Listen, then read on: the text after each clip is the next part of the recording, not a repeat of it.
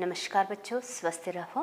बच्चों, अपठित भाग में हम लोग प्रतिशोध एकांकी में कई विचार पिछले अध्ययन में अध्ययन कर चुके हैं। बच्चों, आज हम पिछले अध्ययन के विचारों को दोहराते हुए आज के संबंधित विचार में हम लोग ग्लानि और जीवन के संबंध में श्रीधर के विचार क्या होते हैं, प्रायश्चित को लेकर पिता और पितृ के बीच हुए संवाद के बारे में हम लोग जानकारी लेने जा रही हैं।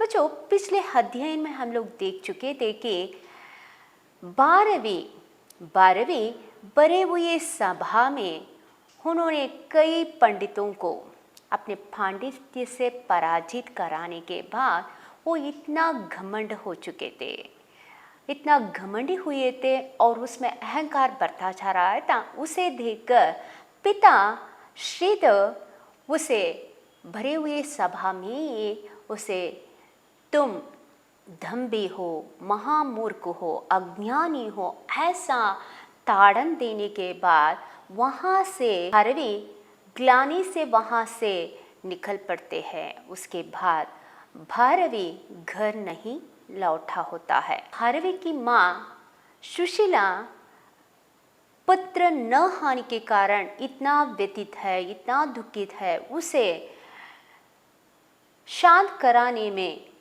उसके बेचैनी को दूर करने में श्रीधर बहुत प्रयास करते हैं। फिर भी पत्नी सुशीला में इतना पुत्र के प्रति मोह होता है और प्यार होता है, ममता होता है, वो कम नहीं होता। उसे देखे बिना उसके बेचैनी दूर नहीं होती थी। तो इस कारण श्रीधर उसे सुबह होते ही जनपदों में ढूंढकर लाने का वादा करते हैं। न मिला तो राजकीय का मदद लेने का वादा करते हैं और विदुषी भारती से भी उसके कोई पता न मिलने के कारण श्रीधर सुबह फिर उसे ढूंढने का प्रयास करने का वादा करते हैं।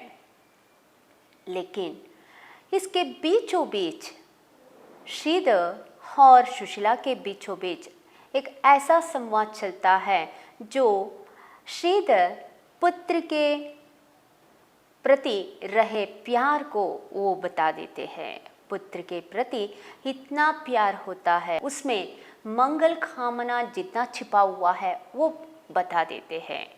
जैसे कि भारवी पिछले अध्ययन में हम लोग देख चुके थे। भारवी कई पंडितों को पराजित करने के कारण उसका पांडित्य बढ़ता जा रहा था और वह महाकवि होने के नाते श्रीधर प्रसन्न चित्त थे।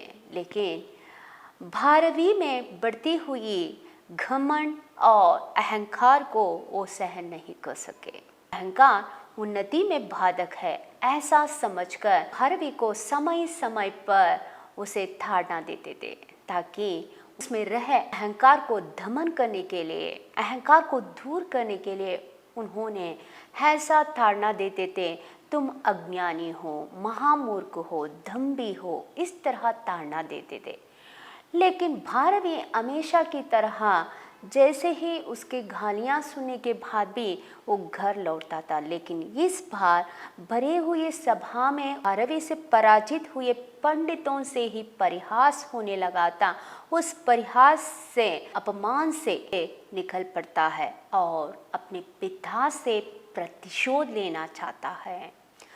तो आज हम लोग हत्या के उद्देश्य से घर लौट आए भारवी जैसे ही माता पिता का संवाद सुनने के बाद प्रायश्चित होता है, उसमें जो ग्लानि भरा होता है, उसके जीवन के संबंध में पिताजी ने जो कहने का बात सुनने के बाद प्रायश्चित से वो क्या कहता है, ये आज हम लोग अध्ययन करने जा रही है। बच्चों आपको देखना होगा पेज नंबर 172 में। तो पिछले अध्ययन में हम लोग देख चुके थे कि जैसे ही दरवाज़ा खटकने का आवाज़ सुनते ही सुशीला सोचती है कि भारवी आया होगा। एकाएक दरवाजा खोलने की तीखी आवाज होती है। भारवी हाथ में तलवार लिए लड़खड़ाते हुए आते हैं। तो भारवी दरवाजा खोलने के आवाज के साथ साथ भारवी के हाथ में तलवार है और तलवार लिए लड़खड़ाते हुए आते हैं। भारवी पिता सुशीला और श्रीधर एक के साथ भारवी आश्चर्य से विस्मय से वे बता रही है, भारवी यानी भारवी आ गया। भारवी हाँ मैं भारवी हूँ। सुशीला विवल होकर, बेटा तू कहाँ रहा मेरे बेटे, तू इतना निष्ठुर कैसे हो गया, तू कहाँ था, तेरी इतनी तू क्यों चला गया था, कहाँ था मेरे बेटे।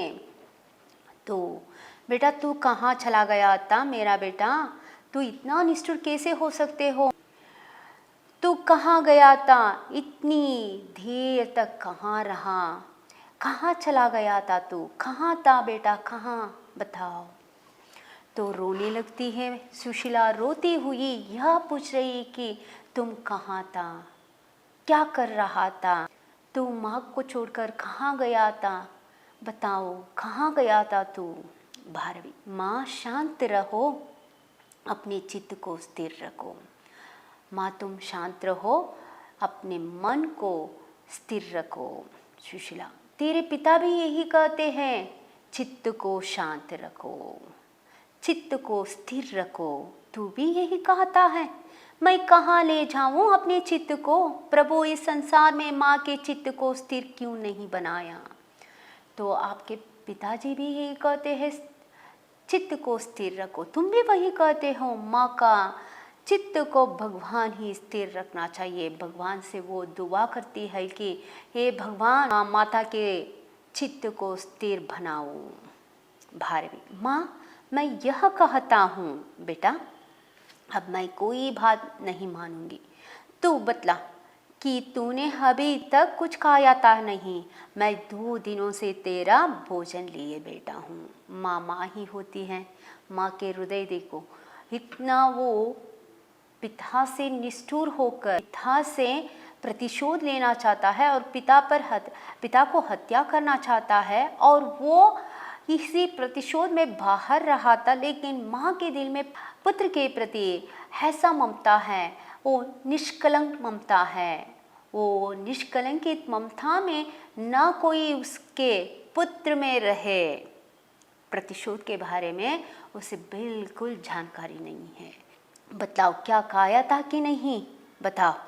2 दिनों से तेरा भोजन लिए बैठी हूँ, मैं 2 दिनों से मैं भी नहीं खाना खाई हूँ और तुम्हारे लिए खाना बना के तुम्हारे प्रतीक्षा में खड़ी रही हूँ। मैं इतनी ग्लानि में हूँ माँ कि संभवतः मुझे जीवन भर भूख ना लगे। मैं इतना दुख में हूँ कि ग्लानि का मतलब है दुख, खेद। मैं इतना दुख में हूँ कि मुझे अब भूख नहीं लगता। तो तूने अभी तक कुछ नहीं खाया। तो सुशीला को मालूम हुआ मेरा बेटा 2 दिन से कुछ भी नहीं खाया है। नहीं माँ, मैं कुछ भी नहीं खाया माँ। हो मेरा लाल 2 दिन का भूखा है, मैं अभी भोजन लाऊंगी। हाँ बा, कभी आ गया, उसने अभी तक भोजन नहीं किया, कहाँ है उसका भोजन। हो मेरा लाल, तू 2 दिन से खाना नहीं खाया है। हाबा सेविका से कहती है मेरा बेटा 2 दिन से भूखा रहा है, भोजन की व्यवस्था करो। भारवी पिता मैं आपका पुत्र होने योग्य नहीं, इस तलवार से मेरा मस्तक काट दीजिए। भारवी माता पिता के बीचों बीच संवाद हुए, सब विचारों के जानकारी ले चुका है। अब उसके मन में पिता के प्रति जो प्रतिशोध लेने का भाव था वो दूर हो गया है। उसकी गलती का एहसास हो चुका है। गलती का एहसास होते ही भारवी तलवार को पिताजी के सामने रखते हुए यह कह रहा है, मेरा मस्तक काट दीजिए। बस तुम्हारे मुख में ये शब्द शोभा नहीं देता। श्रीधर पंडित जी यह कहते हैं कि भारवी तुम तो महाकवि हो, तुम्हारे मुंह से यह शब्द नहीं निकलना चाहिए, शिरच्छेदन का, मस्तक काटने का बात तुम्हारे लिए शोभा नहीं देते। अपनी मर्यादा सुरक्षित रखो, कवि होने के नाते कवि का मर्यादा रखो। मैं फिर कहता हूँ कि तुम मूर्ख हो, विकल बुद्धि हो। मैं बार बार कहता हूँ कि तुम मूर्ख हो और विकल बुद्धि वाले हो। 12वीं, सचमुच ही मैं मूर्ख हूँ, विकल बुद्धि हूँ। हाँ, मैं मानता हूँ पिताजी, मैं महामूर्ख हूँ, विकल बुद्धि वाला हूँ। यह तभी प्रमाणित होगा जब आप मेरा मस्तक तलवार से काट देंगे। यह तभी प्रमाणित होगा जब आप मेरा सिर काट देंगे। श्रीधर, मेरे वाक्यों का प्रमाण तलवार के प्रमाण की आवश्यकता नहीं रखता। तलवार का प्रमाण निर्बलों का प्रमाण है। तो मेरे वाक्य का अर्थ यह नहीं था कि मस्तक काटने का यानी तलवार के प्रमाण के बारे में मैं तलवार की आवश्यकता नहीं है। मेरे वाक्यों के लिए तलवार की आवश्यकता नहीं है, बल्कि तलवार की आवश्यकता निर्बलों की है। मैं सबल हूँ, मैं बातों से ही सब मैं समझ सकता हूँ और सब मैं समझा भी सकता हूँ। 12वीं, किंतु पिता, यह तलवार मेरा मस्तक काटेगी, उस ग्लानि को काट देगी जो मेरे जीवन को जंझा की भांति झकझोर रही है।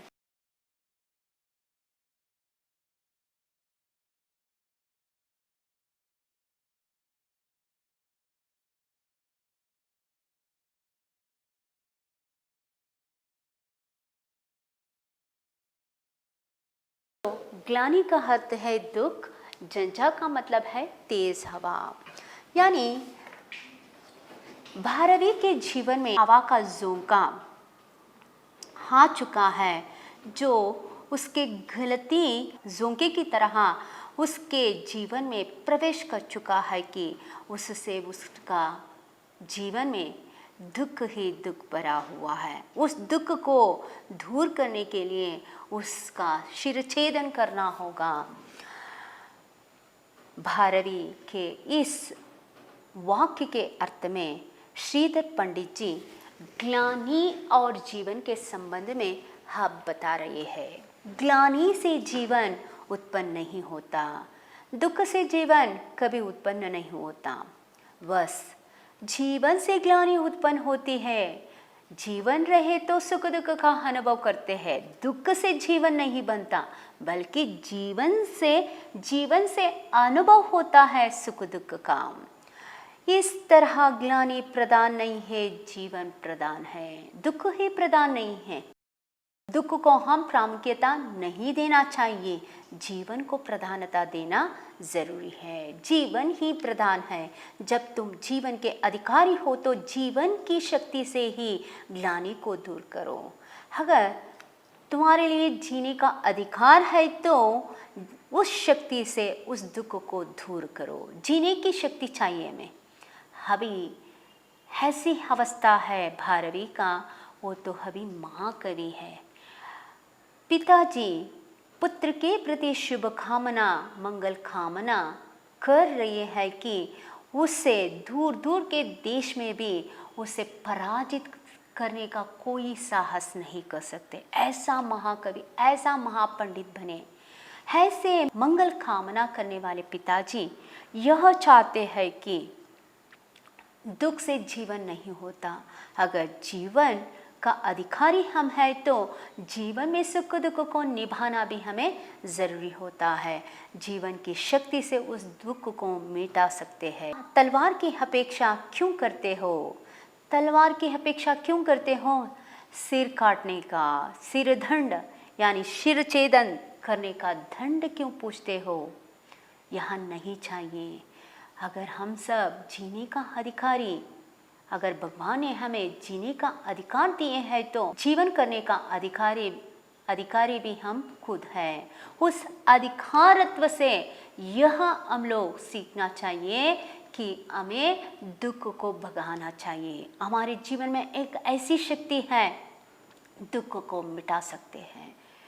तो ऐसे सामर्थ्य रखने वाले कभी भी मृत्यु के सामने झुकने का भाव नहीं दिखाना चाहिए। तो इसलिए श्रीधर यह कह रहे है, तुम मृत्यु के सामने ना झुको, जीवन की शक्ति का एहसास करो, उस शक्ति से ग्लानि को दूर करो। तुम हो महाकवि हो, तुम्हारे हाथों में लेखनी चाहिए, तलवार नहीं। यह तलवार कैसी? तुम तो कवि हो, कवि के हाथ में कलम होना चाहिए, लेखनी होनी चाहिए। ये तलवार क्यों चाहिए? भारवी, पिता मैं महाकवि नहीं हूँ, तभी तो हाथों में लेखनी नहीं है, तलवार है। जीवन का स्वामी नहीं हूँ, तभी तो ग्लानि का मुझ पर अधिकार है। पिता मैं महाकवि नहीं हूँ, इसलिए मेरे हाथों में लेखनी के बदले तलवार है, तभी तो ग्लानि का मुझ पर अधिकार है। इसलिए मुझे जीने का अधिकार मुझे बिल्कुल नहीं है, मुझे मरना ही है, इसलिए मुझे ग्लानि का अधिकार है। श्रीधर, ग्लानि काला बादल है पुत्र, जो जीवन के चंद्र को मिटा नहीं सकता, कुछ क्षणों के लिए उसके प्रकाश को रोक ही सकता है। उत्साह के प्रवाह से बादल को हटा दो। तो ग्लानि दुख माने एक काला बादल जैसा होता है, जैसे कि चंद्रमा को काला बादल कुछ ही क्षणों तक वो छुपा सकता है, बाद में वो काला बादल हटकर प्रकाश विद्यमान होता है। उसी तरह हर एक व्यक्ति के जीवन में दुख कुछ ही क्षणों का, क्षण मात्र का विषय बनता है। वो हमेशा हर एक व्यक्ति के जीवन में शाश्वत रूप में रह नहीं सकता, क्योंकि हर एक व्यक्ति में उतना उत्तेजन, उतना उत्साह होता है कि उसे दूर करा सकता है। तो इसलिए पुत्र को यह समझा रही है कि तुम्हारे उत्साह से उस जीवन में ग्लानि का अधिकार भरा हुआ है, उस ग्लानि का अधिकार को मिटाओ और जीने की शक्ति को बढ़ाओ। भारवी, वह वक्त के प्रवाह से ही हटेगा पिता, और वह वक्त के प्रवाह से ही हटेगा पिता। वह रक्त मेरे मस्तक का होगा, समय के साथ साथ ग्लानि में मिट जाएगा, लेकिन ग्लानि मिटने के लिए वह वक्त ज़रूरी है। मेरा सिर छेदन करना ही होगा, मेरा मस्तक को काटना ही होगा, सिर को काटना ही होगा। श्रीधर, मस्तक में सहस्र धल है बस, जिसमें ब्रह्म का निवास होता है। मस्तक मस्तक मस्तक जो कह रहे हो, मस्तक कोई काली मस्तक नहीं है, वह तो सहस्र दल है जिसमें ब्रह्म का निवास स्थान होता है। पुत्र, ग्लानि के पोषण के लिए ब्रह्मदेव की आवश्यकता नहीं है। ग्लानि को हम पोषण करने के लिए, ग्लानि को पोषण करने के लिए हमें ब्रह्मदेव की आवश्यकता नहीं होता। मैंने तुम्हारे दोष दिखाए तो तुम्हें स्वीकार करना चाहिए था, यह नहीं कि ग्लानि से 2 दिन घर आने का नाम ही ना लो। मैंने तुम्हारे दोष दिखाए तो स्वीकार करना चाहिए था। तुम में अहंकार बढ़ता जा रहा था, तुम घमंडी होते जा रहे थे, वो मैंने दिखाया, उसे तुम्हें स्वीकार करना चाहिए था। लेकिन स्वीकार करने के बदले तुम उस दुख से 2 दिन घर नहीं लौटा, घर का नाम ही नहीं लिया तुम। अब आधी रात में तुम आए हो, तुम्हारे हाथ में यह तलवार है। अब तुम आधी रात में घर पहुंच चुके हो और तुम्हारे हाथ में तलवार है, और पिता से तुम अपना मस्तक काटने को कहते हो, और पिताजी से कह रहे हो सिर काटो, मस्तक काटो। मूर्ख हो पुत्र तुम। मेरे हृदय में पिता की भावना आज तुमसे वांछित हो रही है। वांछित का मतलब है इच्छित, यानी पुत्र के प्रति पिता के दिल में इच्छा बढ़ता जा रहा है। हृदय में पिता की भावना आज तुमसे वांछित हो रही है। तो भारवी पिता, यहाँ सब स्वीकार करता हूँ, आपसे विवाह करना मुझे और कष्टप्रद होगा। पिताजी, यह सब मैं स्वीकार करता हूँ। मुझे उस दिन हाथ भरे हुए सभा में मेरे अहंकार को दमन करने के लिए आपने बहुत बरसक प्रयास किया था। मुझ में आप मंगल कामना करते हुए मेरे अहंकार को मिटाने के लिए उस दिन आपने भरे हुए सभा में मुझे मूर्ख कहा, दंभी कहा और अज्ञानी कहा। उसे मुझे स्वीकार करना चाहिए था, लेकिन मैं आपके अर्थ को, यानी जिस अर्थ में आप मुझे धारणा किए थे उसे मुझे समझना चाहिए था। उसके पीछे मेरे भविष्य की मंगल कामना है, लेकिन उसका अर्थ को मैं अनर्थ समझकर अनर्थ में लेकर मैं ये सब गलत कर चुका हूँ। अब मेरे लिए आपके साथ वाद विवाद करने की आवश्यकता नहीं है। मैं अपनी निर्बलता आपके सामने प्रकट करना चाहता हूँ। मैं निर्बल हूँ, उसे मैं प्रकट करना चाहता हूँ। पिछले 2 दिनों का कार्य प्रतिशोध से परिचालित था। अब मैं एक सबल नहीं, सदृढ़ मन वाला नहीं हूँ। मैं मेरे मन में इतना आपके प्रति प्रतिशोध लेकर 2 दिन से बाहर था, वो मैं आज आपके सामने प्रकट करना चाहता हूँ। प्रतिशोध? हाँ पिता, प्रतिशोध। आपने मुझे लांछित किया, आपने मुझे लांछित, कलंकित किया। आपने भरे हुए सभा में मुझे कलंकित किया। जब मैं शास्त्रास्त्र में विजयी हुआ, आपने मुझे सार्वजनिक रूप से लांछित किया। मैंने शास्त्रास्त्र में पंडितों को पराजित करने के बाद उसी सार्वजनिक सभा में आपने मुझे लांछित किया, अपमानित किया, कलंकित किया। जिन पंडितों को मैं पराजित करता था वे ही आपके वाक्यों को लेकर मेरा परिहास करते थे। जिन पंडितों को मैंने पराजित कर चुका था वही पंडित मेरे वाक्यों को लेकर, अपने वाक्यों को लेकर मेरा परिहास करने लगे। आपके वाक्यों को लेकर मेरा परिहास करने लगे। सभाओं में लांछित करते थे। 2 बार जब अपने सब पंडितों के सामने मेरी निंदा की तो मैं क्रोध और ग्लानि से भर गया। सभा में मुझे अपमानित करते थे, कलंकित करते थे। 2 बार जब आपने सब पंडितों के सामने मेरी निंदा की तो मैं क्रोध और ग्लानि से भर गया। और मुझे भरे हुए सभा में ही जिसे मैं पराजित कर चुका था उसके सामने आप मुझे अपमानित किया, कलंकित किया। मेरे हृदय में ग्लानि और क्रोध भर गया था। मैं घर नहीं लौट सका। मेरी सारी विनय की उमंग रसातल में चली गई। मैंने समझ लिया कि जब तक मेरे पिता वर्तमान हैं तब तक मैं इसी प्रकार लांछित होता रहूँगा। मैंने सोचा जब तक मेरे पिता मेरे वर्तमान रहेगा तब तक मुझे हर सभा में ऐसे ही कलंकित होना पड़ता है, अपमानित होना पड़ता है। वही पंडितों से मुझे अपमानित करना पड़ता है। इससे बेहतर होगा कि मैं अपने पिताजी का प्रतिशोध ले लूँ, अपने पिताजी का प्रतिशोध ले लूँ। ऐसा क्रोध मुझ में भर गया था, ऐसा दुख मुझ में भर गया था।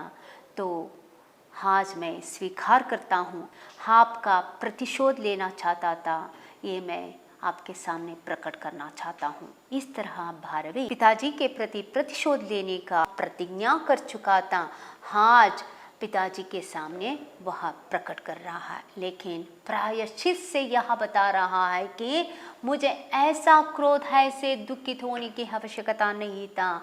जिस भरे हुए सभा में अहंकार ही उन्नति का बाधक है और हर एक पिता बच्चों के मंगल कामना करते हुए, उज्जवल भविष्य की कामना करते हुए यह सोचते हैं कि उसके उन्नति अहंकार से नष्ट ना हो जाए।